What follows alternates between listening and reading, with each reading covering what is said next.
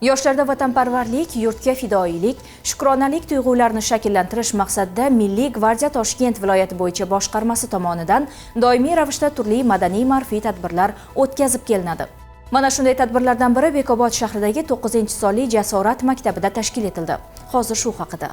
Mazkur tadbirda boshqarma harbiy xizmatchilari tomonidan ko'rgazmali chiqishlar amalga oshirildi. Sportning kamondan o'q otish turi bo'yicha mahorat darslari tashkil etildi. Xizmat itlarining chiqishlari hamda harbiy qurol aslaha ko'rgazmalari, tog' tayyorgarlik mashqlari o'quvchi yoshlarning qiziqishlarini yanada orttirdi. Bu kabi tadbirlar yosh avlodning kelgusida yetuk shaxs bo'lib shakllanishiga, jamiyatda o'z o'rnini erkin va mustaqil topa olishiga zamin yaratadi. Shuningdek, yoshlarning harbiy xizmatga bo'lgan qiziqishini oshirish, ularni jismonan va ma'nan sog'lom qilib tarbiyalash, vatan himoyasi kabi sharafli vazifani ado etishga tayyorlashda muhim ahamiyat kasb etadi.